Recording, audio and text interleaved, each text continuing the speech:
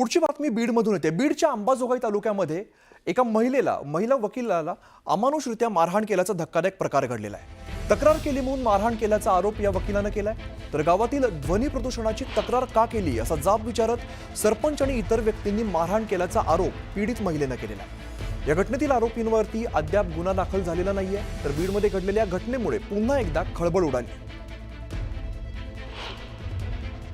मंदिरावरच्या भोंग्यांची आणि गिरण्यांची तक्रारी ज्या पहिले दिलेल्या होत्या वेगवेगळ्या अधिकाऱ्यांच्या समोर, त्याच्यामुळे मला मारहाण झालेली आहे आणि याच्यामध्ये पोलिसांनी मला सहकार्य केलेले आहे। आज जर मी तुम्हाला प्रत्यक्षात तुमच्या समोर आहे, जिवंत आहे, याला कारणीभूत पोलीसच आहेत। पोलिसांनी मला खूप सहकार्य केलेले आहे आणि माझी मागणी अशी आहे की ह्या लोकांवरती मकोका लावण्यात यावा, यांना जामीन देण्यात येऊ नये। 10 लोक मिळून आलेले होते, त्यातल्या 9 जणांनी मला बेदम मारहाण केलेली आहे आणि एक जो होता त्यांनी हिला खलास करून टाका, हिला जिवंत सोडू नका असं बोलत होता, घाण शिव्या देत होता आणि मी बेशुद्ध होईपर्यंत मला त्यांनी मारलेले। त्याच्यामुळं आणि हा सरपंच हे पद काही साधन नसतं, सगळ्यांना घेऊन चालायला पाहिजे गावातल्या।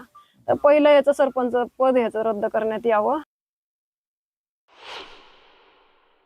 काल रात्री त्याच्याबद्दलची माहिती मला पोस्ट म्हणजे फोटो आलेले आहेत। मी त्याच्या संदर्भामध्ये एसपी आणि कलेक्टरला सूचना दिलेल्या आहेत।